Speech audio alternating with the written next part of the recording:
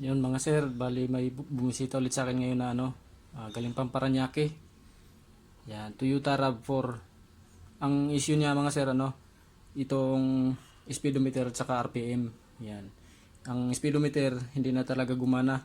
Tapos yung RPM nagana siya pero hindi naabot ng 1,000 yung ah, needle kahit i-revolution, kahit galitin ni makina, hindi na siya abot ng 1,000. Kunting ingat na lang yung, yung RPM.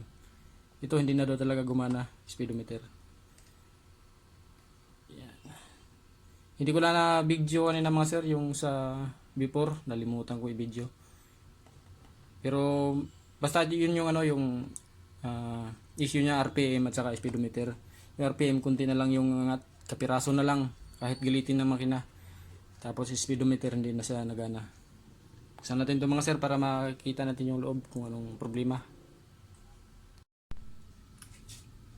Ito mga sir, yung yung lids na buksan na natin, tanggalin natin yung RPM muna, unahin natin mga sir. Toyota RAV4 mga sir na na 99 model.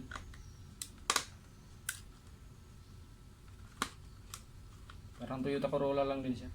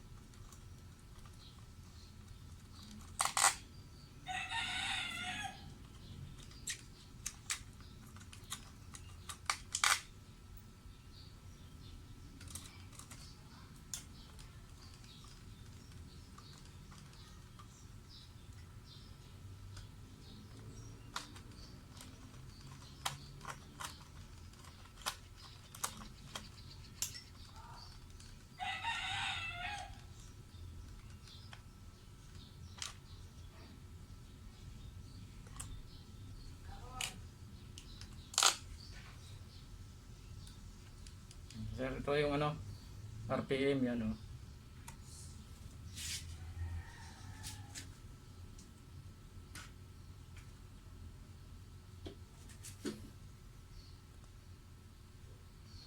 Yan mga sir, sunog yung dalawang kapasitor. Yun yung dahilan.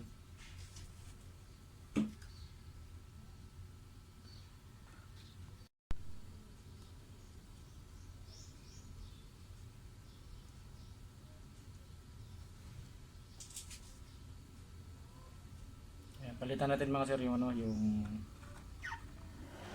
dalawang kapasitor ng RPM.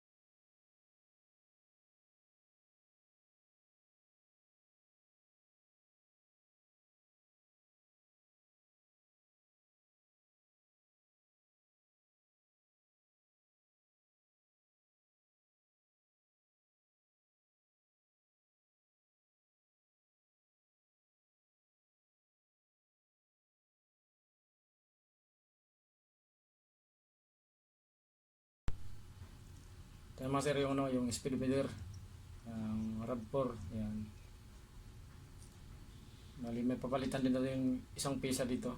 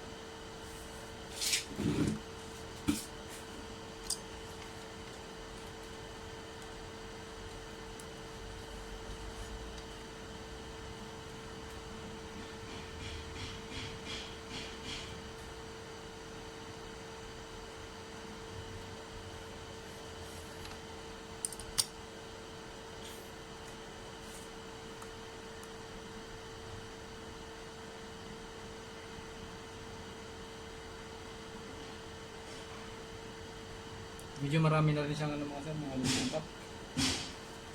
Mga biyak-biyak yung mga hinong.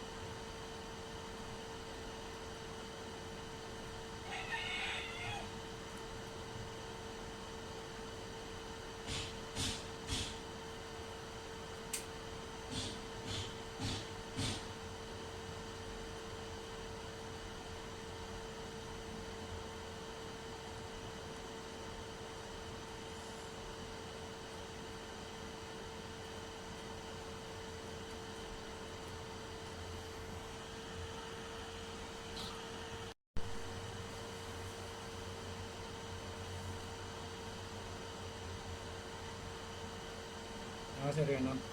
Palitan natin sa kapasitor. Nalubo na.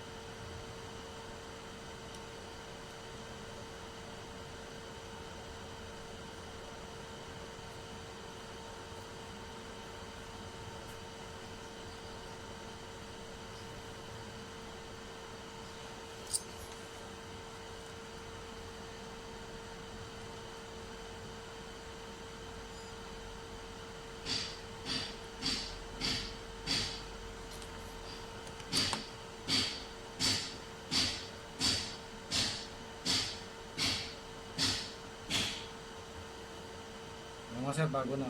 Bago na yung kapasitor ng speedometer. I-assemble lang natin ulit yung mga sir para matesting na sa sasakyan.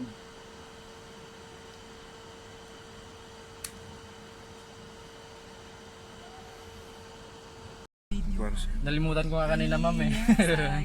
Oo nga po eh. Mga sir, ito na yung ano, yung panel gauge ng Toyota RAV4. Yung, ang problema nito yung speedometer at saka yung RPM. Ayos na yung RPM mga sir. Yan, lumana na. Wala lang video sa before, nalimutan ko kanina eh. Tapos i-test drive namin ni sir para ma-confirm kung good na yung ano, yung speedometer. Yan, ayos na. Kanina kunting angat lang yun sir, no? Hindi abot ng 1,000 no? Hanggang 1 lang. Hanggang 1 lang. Yun. Test drive namin mga sir para ano yung speedometer. Mga sir, ayos na. Gumana na rin yung ano, yung speedometer ni sir. Bali nagkaroon din ng problema sa sakit sa sensor eh. Noong unang test drive namin, wala, ayaw gumana. Yan pala, ano rin sa sakit. Basag na yung sakit kasi malutong na. Oh, nice na. Ayos na, gumana na rin siya. Ikot lang namin ni sir para masubukan yung reading niya hanggang saan. Yun, ayos. 40 na. 40. Tapos kaliwa ulit tayo dun sa may stoplight.